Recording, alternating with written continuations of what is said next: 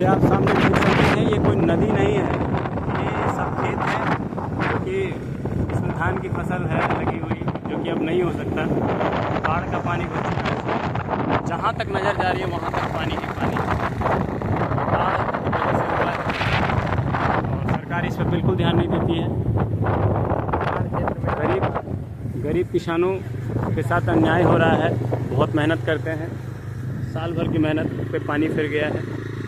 देख सकते हैं आप, ये बिहार देख सकते हैं, बिहार की क्या हालत है।